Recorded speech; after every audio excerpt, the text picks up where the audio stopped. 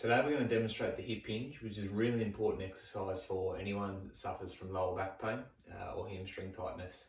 It can also be used for people suffering from hip pain, but the reason we look at it so much with lower back pain is that a lot of lower back injuries will come from either improper lifting technique or poor movement patterns when we're bending and twisting through our lumbar spine. So one of the things that a hip hinge is really good for, and particularly in today we're going to use a broomstick, is that it helps to provide that tactile feedback about how you're moving during a squat movement or a hinging movement. So one of the basic principles to get used to first is that our hips are the predominant movers for things such as squatting or bending over, whereas most people that have lower back pain tend to excessively round through their lower back. And what I mean by that is when people bend forward, rather than sitting back through our hips to bend over, we tend to be very lazy and just bend forward at our waist.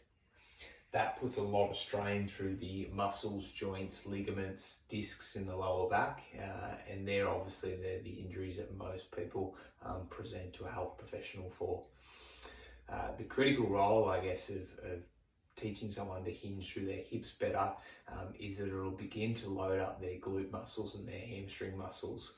And they're big muscle groups that provide support for the lower back.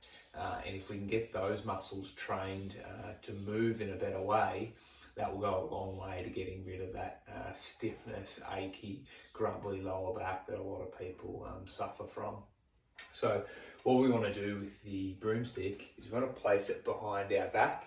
We want to have one hand up the top and resting the broomstick on the back of the head, one hand down the bottom, resting the broomstick on our tailbone, and just in the middle of our back we'll find that third point of touch or contact with our middle spine. So you can see there we've got 3 points of contact. Now when we teach this exercise, we get people to think about reaching back as if they're trying to feel a wall or sitting back into a seat. So what we want to do, what we want to see is we want to see people sitting back, reaching back with their hips as they lean forward.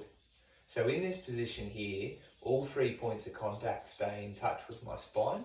So at the top of the head, middle of my spine and my lower back. And then I sit up and I squeeze through those glutes.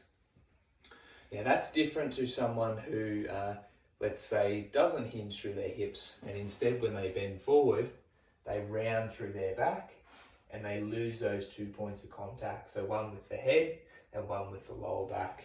And that's where we see a lot of pressure go through the lumbar spine. And our lumbar spine isn't adept to dealing with that for repetitive movements or if it's repeated for a long time. And that's how lower back injuries come about.